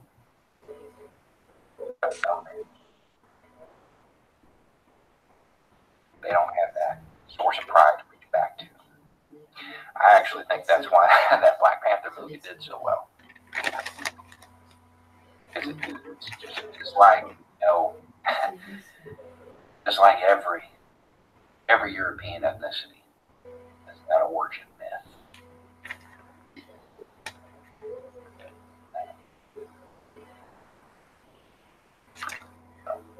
Just a thought, something to think about when you truly understand what it's like, take a step back. It goes a lot further than to have a talk with your kids about how to deal with cops. Entire cultural identity driven way. Anyway, y'all have a nice night. Thanks for the insult, because it gave me something to think about. Well, howdy there, internet people. It's All right, man. Now, I got a few things I want to touch on. You know what he talking about. I know all those words he said sound nice and sweet and understanding, and like he just really understand our situation, what's going on with blacks here in America. But he don't. He don't understand. He don't even give a damn. It sound like to me he's limiting our situation just to slavery, just like in the history books in school. He's not telling the tale of who we are. He's mocking us in our face, and it's a lot of Negroes up on that video of his who thanking this dude for telling them something they should already know. And I just don't see it as no words of understanding our situation. It's making fun of our situation, if you ask me, because he's not telling us who we are. He's reminding us what we've been through as far as being their slave. He's telling us, my kids know their history coming up. Y'all kids don't know nothing. He says it's going to continue to keep going this direction until y'all figure out who y'all is. He's not telling us something that we don't already need to know, you know? And if anybody listening to this and y'all just go back and watch the video, look at that thread and look how many Negroes, not just Negro females, but Negro males, thanking this white boy, kissing his ass. Thank you, man, for understanding when this white boy really ain't telling you nothing, really. Ain't telling us nothing we don't need to already know. Mm-hmm.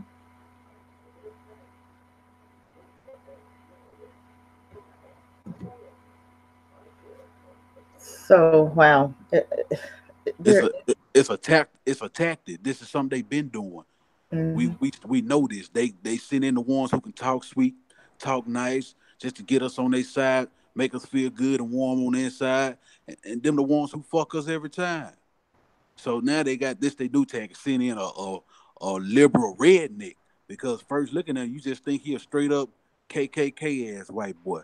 But this a new tag. Now send in the ones who we gonna think is a redneck and have him say some sweet shit to soothe us over, to suck us in, draw us in, and get us on their side. That's just some more inclusive indoctrination of our people. That's what's wrong with us right now. Just accepting everything, just like the regular media. Don't never just accept the first. Don't accept what they tell you off top. You still got to go back and look and investigate and see what's really going on. Because 9 times out of 10, the first thing they saying is a lie. Because it usually come out a week or two later. You know, somebody else really caught the real scoop on it. You know, just same thing like this. Don't just take it out. Don't just look at it off from the top of it, just because this white boy saying some nice shit to you. No, fuck that. I ain't got no love for that. And I told him that in the thread. He the only one who ain't responded to me. But I got a whole lot of Negroes in front of me threatening to bust me in my mouth and bust my head for going against the white boy. They want to stand up for the white boy. You know, I don't understand that. You got to understand that that's their God. That's who they worship. There you go. That's who they worship. So, of course, they're upset. You're attacking their God. Dumbass Negroes. And that's what they are. And I'm sick of these white people. I'm sick of these white people and all of their fuckery and their bullshit. Them dumbass, high IQ, demon, reptile beasts. I'm sick of them. Their whole existence offends me. I just watched the brother Mark Black. He made a video similar to what we talking about now, talking about they soft words. They, like how he said, they come to us talking about, well, what can we do to help? Shit, you should already know what to do to help. We shouldn't have to be the ones to tell you. what to do to help us. Because you the motherfuckers who got us in this situation in the first place. Why come to us seeking an authoritative position on it when we never had the authority in the first place? Don't come to us now. Fix the shit. Your damn self. But again, that's just they sending them soft ones, the soft-spoken ones to play on these soft Negro hards and get in their head and get in their heart, just like the video with the in the barber shop. You know, everybody ready to attack that girl because she opinionated and firm with what she believed in. But you got all these soft Negroes ready to go to jail behind it. Listen, the first girl, she had like she ready to jump over there and whoop the girl behind the white girl. Talking about, never mind me, I'm a little crazy. That's just the Brooklyn to me. Now that's that indoctrinated, inclusive ass, docile Negro crackhead logic that you got. You know, don't want to be separate, want to love your enemies and stuff, and want to hurt your own people just to defend your oppressor.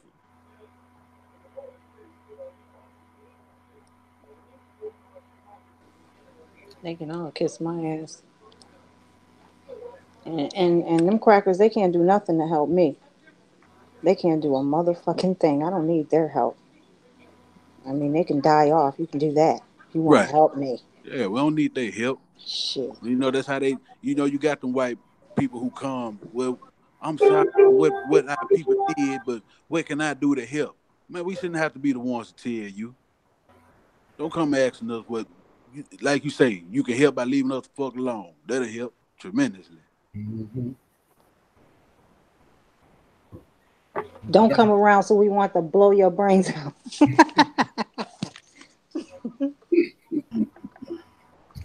Exactly.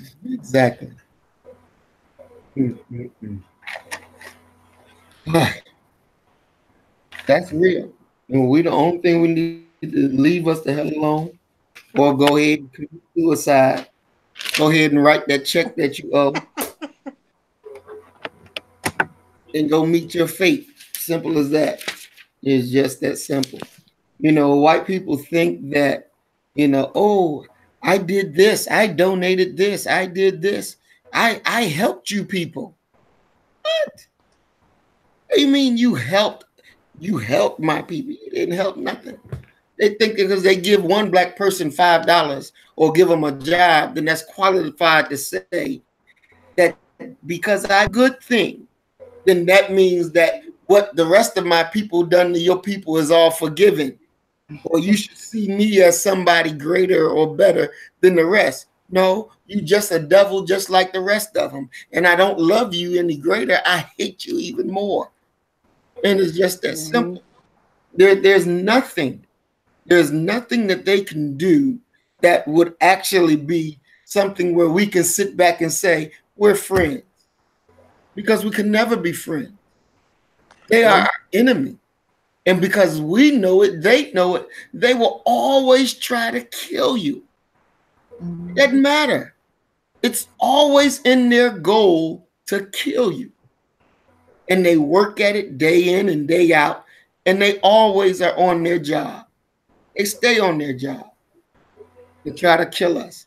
So that's why it's important that we understand why we have to separate. Why we have to understand that if we don't give ourselves justice, they're not going to give it. So you can come up with all these new terms of equal justice. Like the white boy said, I don't believe in that shit because ain't nothing equal.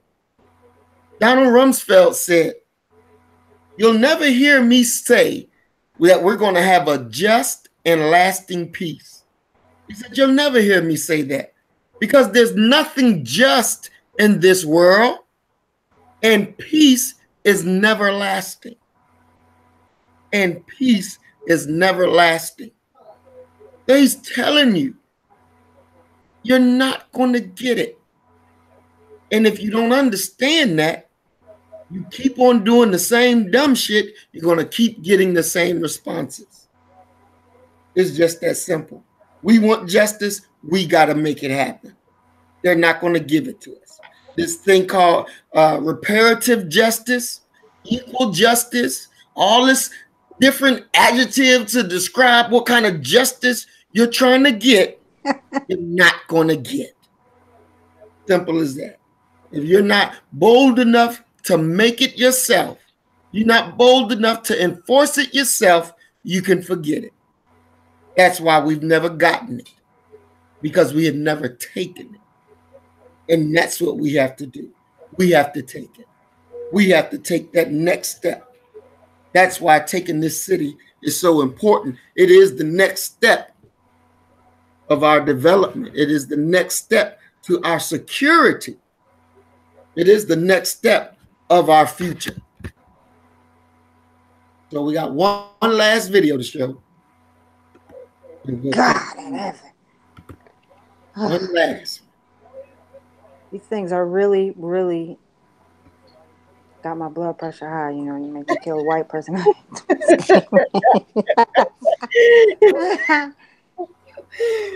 Make you want to leave tonight, don't it? Man.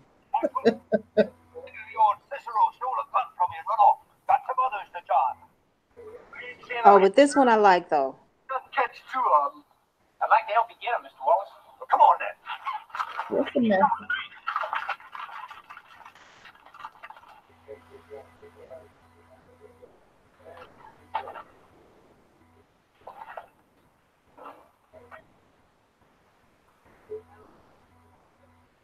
Mr.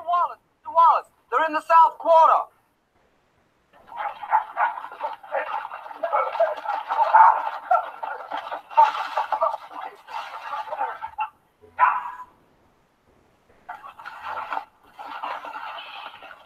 There. They owned it for us.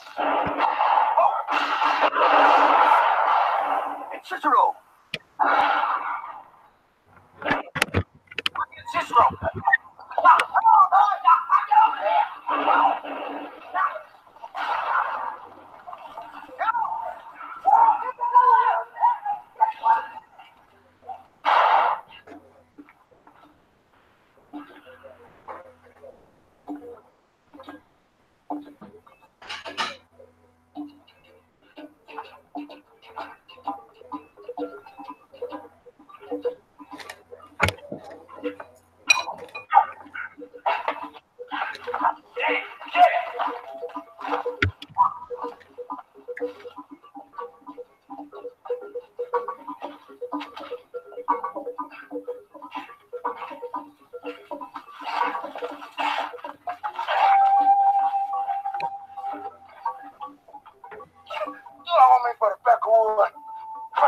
Kill me. Yeah, you kill me. You putting that rope around my neck yourself. What you think you will? I don't know. I would say go fetch, you fetch. See me, and you gonna know. You gonna know you kill a black brother.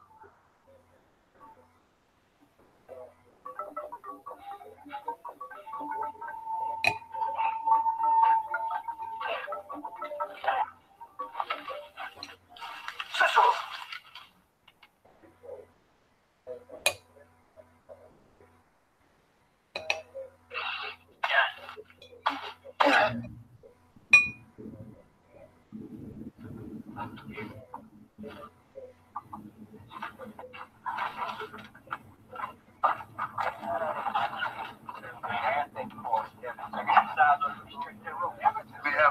Gotta wait on me for you catching me.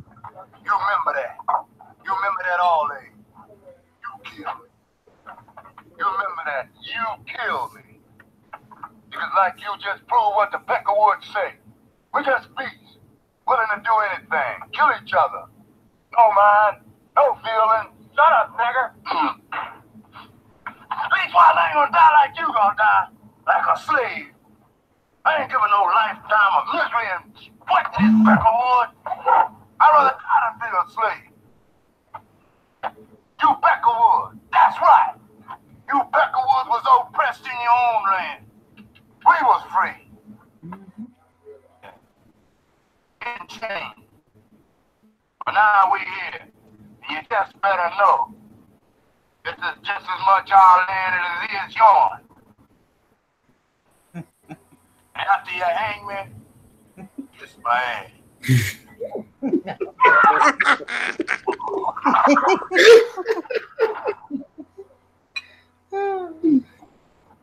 That's Judah.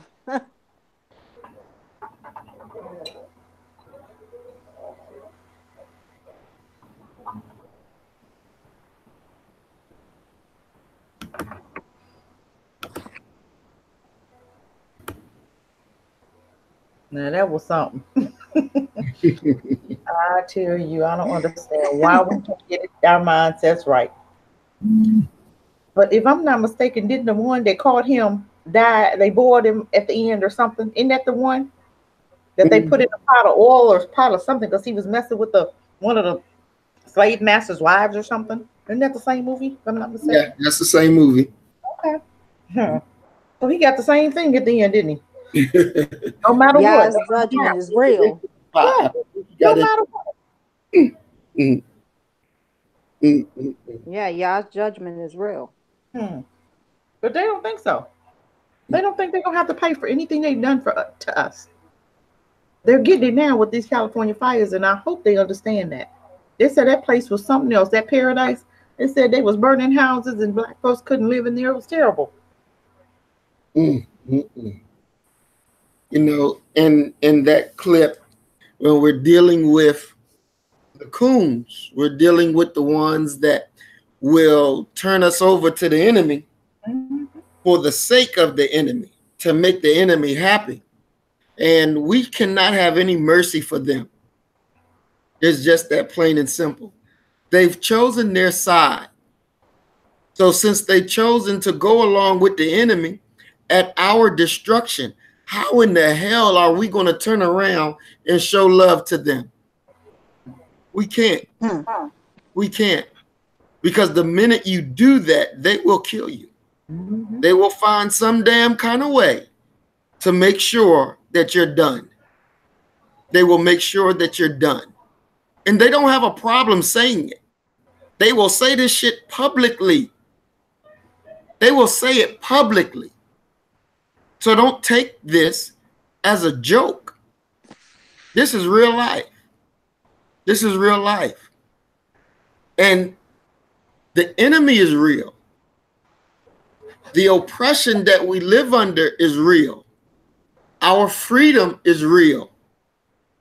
And you got to be able to love yourself and what is best for our people more than you want to get along with people just because they have the same color on the outside as we do. Because just because they have the same color does not mean that they love what you love. It does not mean that they want what you want. Because seeped in that is jealousy and envy. Because a lot of them wish they were fearless like you. They wish it. But they don't have the testicles to be that way. So if it takes for them to destroy who you are, destroy your character, so that they can feel better, they will. They will. And so it is not for us to feel sorry for them. It's not for us to feel sorry for them because they want our death. And this is real. When Talek said on the video, he said, I'm going to get you arrested because when you're gone, this Mississippi project will never happen. Wow. Because you're not there. So they won't do it. It will never happen. Go back and look. It's on video. He says it. Wow. Very clearly. These people that are coons are not playing games. So don't you get to thinking because they share the same color that they have this thing that they just say out front, but behind the door, they really love you. Don't accept that foolishness. Don't accept it because it's real. When God can say, yeah, we go F your mama, and you know my mama's dead, and then you're going to say you're going to kill my children. It's one thing to say you're going to kill me. That's one thing. But my children, No, these people don't play. So don't you play. Don't you play. When something goes down, you better be able to be ready to move. You better be ready to step up and handle business. You better be. Because if it stops you, if they're able to stop you from doing what you know you need to do, then that's longer the enemy stays in control. And that's them being closer to the enemy. And that's them being able to say, I stopped you. I made it so you couldn't progress. No. Unfortunately, for him, he'll meet his maker a whole lot sooner, because I'm not the man to be played around with. It's just that simple. You got to be able to make examples. Because people step out of line with us consistently because they think that it's okay. They think it's okay. Oh, just fuck it. We can say this. We can do this. Ain't no biggie. No. That's not black first. That's not love. The longer we tolerate these coons around us and doing what they do, they'll always do it. And we are the ones that will always pay the price because we allow it. Because we allow it. And we have to stop allowing it. We have to stop allowing it. Doesn't matter how much they say they red, black, and green. That's bullshit. You should be able to see the real from the fake. And you should be able to make a distinction. And there is no middle ground. You're either with us or you're against us. And that's how we have to be. Because not only do those who are watching us, who don't have the heart like we do, but want to join, but they want to join knowing that they will be secure. That we really believe in, I'm my brother, I'm my sister's keeper. Then they know that when the shit go down and they pick up the phone and make a phone call, that we coming. That they'll understand because there's protection in that type of love. There's security in that type of love, in that type of environment where I want for my brother what I want for myself.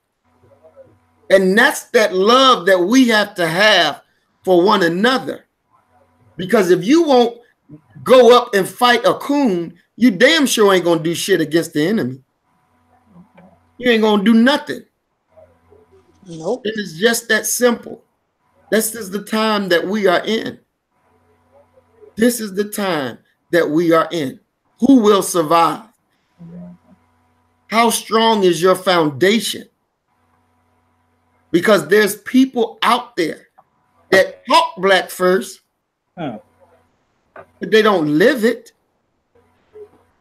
They don't live it. They don't walk it. But they do it so that you can listen and you can give them a like and they feel happy because you validate their falseness. With all this so-called knowledge that is floating around with the conscious community, this and this group here and that group there, and we as a people still don't have a pot to piss in or a window to throw it out. We're just as unsecure as we have ever been. But we say we are awoke. But we say we have knowledge. Bullshit. Somebody's perpetrating a fraud. The proof of your knowledge is what have you produced. That's why we're taking a city. Because the knowledge that we have says that we got to separate. So we doing it because we understand the end result. We desire for you to live and not live like a slave, but you living up to your full potential. where you don't have to walk around with your head low because you got bills on top of bills piling up that you can't afford to pay, and you're trying to decide which way you're going to go. That's not living. That's not a life. But that's what capitalism wants out of you, because it makes you keep your head down and you can't be creative in your thinking. You can't be creative because you know your life is worth more than the bullshit that you got to deal with every damn day. You know you have something to offer. But how can you offer it when you're saddled down by debt and depression because you're unhappy with the life that you're living? That's what this world has made. And we're trying to erase that by taking that shit off of you and saying, come on, accept your own and be yourself. And let's make a society where you can get what you need that feeds the soul. Because what you're living now is death. It's death. It's not life. It's not life. And you deserve life. You deserve it. You've been abused for too long now. And it's time to come out of that. It's time to come out of that. So you help us. You join us as we build this new reality. And like I said, this is happening in your lifetime, in our lifetime. We ain't playing. This is the real deal. So you get on board and you get with this. Because if not this, then your only alternative is the same bullshit that you're dealing with every day. Yes, to some, it may be scary to abandon what you know, to take a leap of faith to what you don't know. But you got to walk through that door. You got to walk through the door. Just as a baby, when you were birthed, you didn't have somebody to teach you that when mom put you on her nipple, that if you suck from the nipple, that the substance is going to come out. But it was the faith of a baby that sucked because naturally it said, I'm hungry and this is in my mouth, let me pull. And you pulling on that nipple and substance is coming to reward you. So now you got to walk through this door of faith. And it's going to be rewarding to you on the other side. I promise you that. I promise you that. I'm not telling you to go and I'll be somewhere else. I'm going with you. I'm going with you. I'm walking away from what I get my living off of. I'm walking away to walk with you, to lead you into a new reality that we will build ourselves because we're intelligent enough to get it done. We built a world for this enemy. He ain't did shit. We built every damn thing that they depend on. And then we even went to war to protect his shit that he built off of us.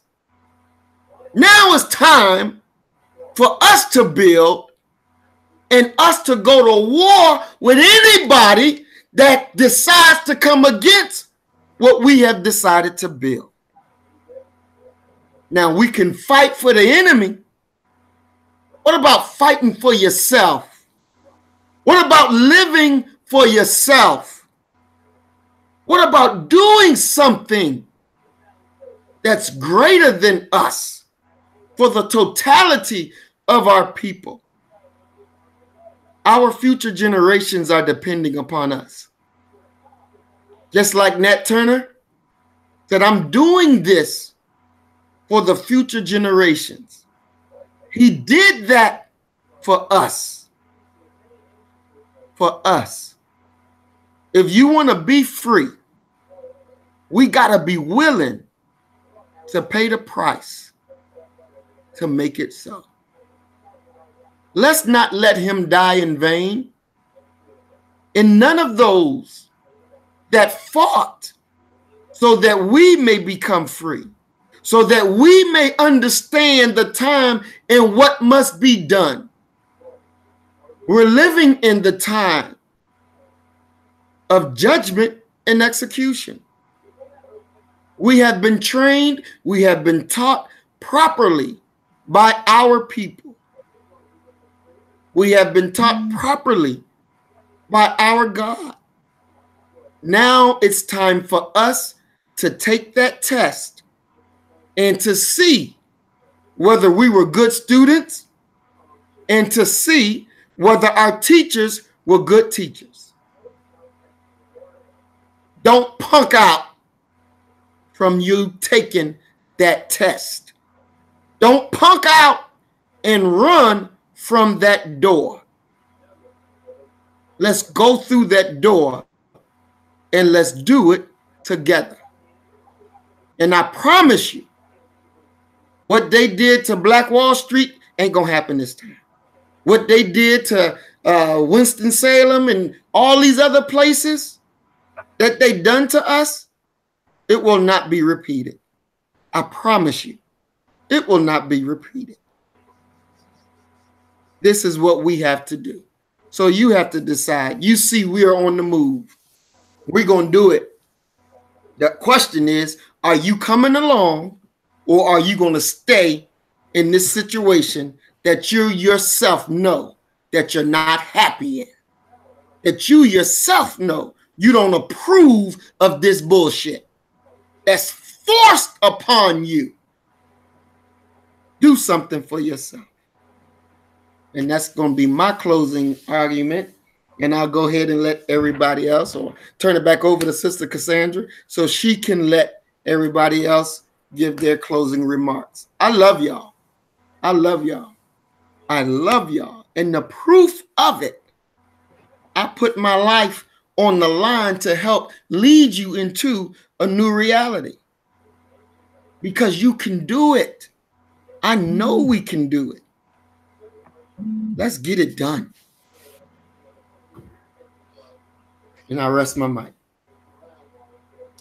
Like you said, yes, we can do it. Does anybody else have any last words?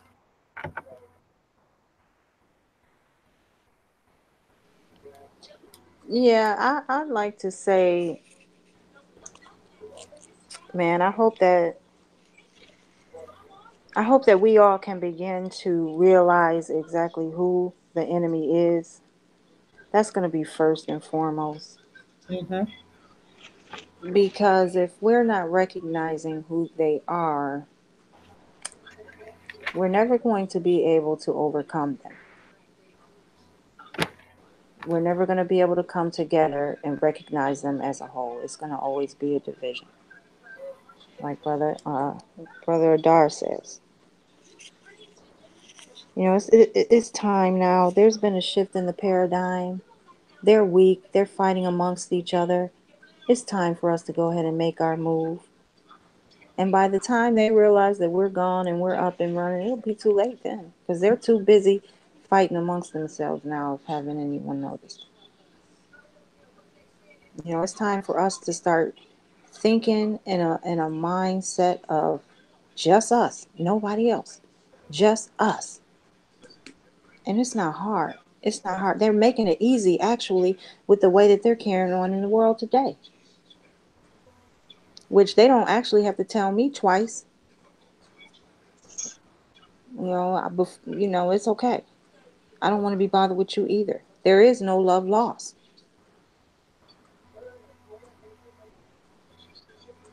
And I think that, you know, we need more people on board. It would be great. or if you're one of those visual types who have to see it up and running first. But just know we're going to drag you before we let you in. We're going to drag you before we let you in.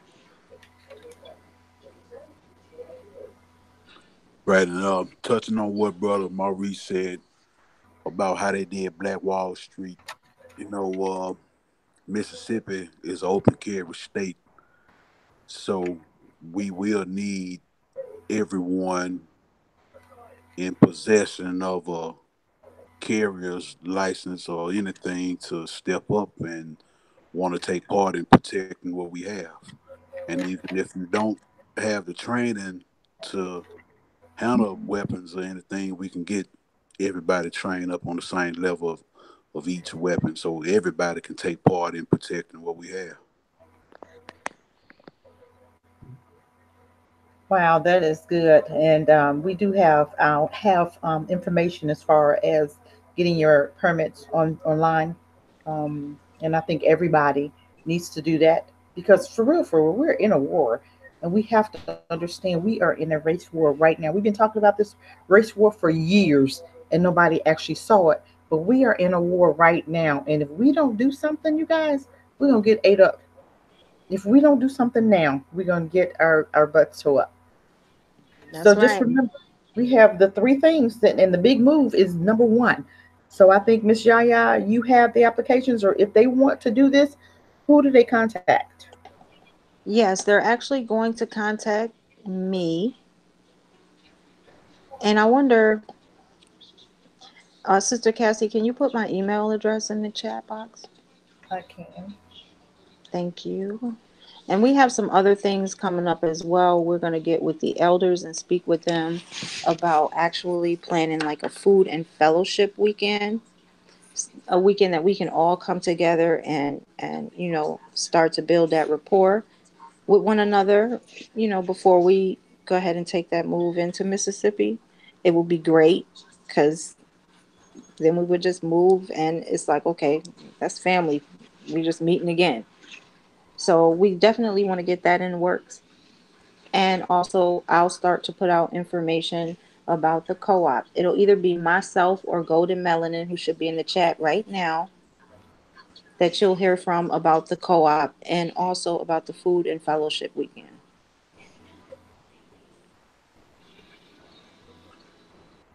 Okay. And I think, Brother Muhammad, you still was interested in doing something next month, right?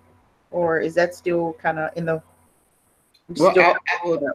I would definitely like to. We were supposed to do something down in Charlotte, uh, but we have to we'll get with Sister Yaya and see what's what. But yes, definitely. Okay. Okay. Oh, what, the CIAA freak show?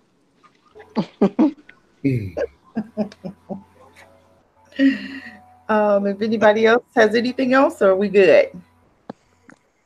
We good. Tell everybody I love them, man. Everybody just hold it down. Always think black first and just make sure we stay on that level of thinking with each other. Brother Muhammad. Yes, I do want to say just one thing concerning violence. She had wrote in the post. She says, you can't justify doing wrong because everyone else is doing wrong.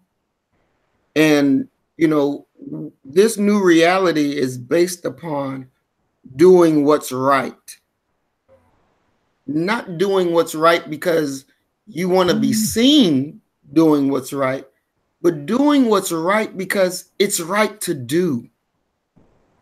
It's right to do. Doing right by each other preserves good relationships. It preserves love because you're doing right by each other. We're not coming into the new reality with the way that the enemy thinks. That's not going to prosper. That's not going to be accepted. Make sure that you understand that.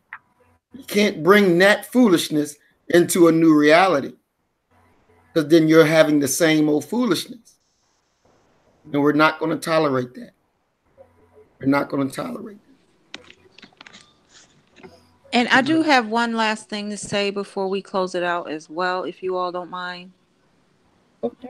All right. Now, moving forward, interviews will be done by video chat. Yeah, we're not going to tolerate the coonery. We want to know who we're dealing with. So moving forward, anyone who is looking to apply, the interview will be done by video chat.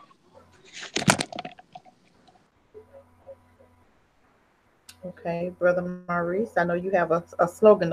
I love the slogan when I see you in the mornings and you, what's your slogan that you say? I love that. We're going to let you close with that. How about that? All right. All right, family. Well, we love y'all. You kill the nigga within you, and I'm going to kill the nigga within me, and our God will reign supreme. Love y'all, family. Shalom. Shalom. Shalom.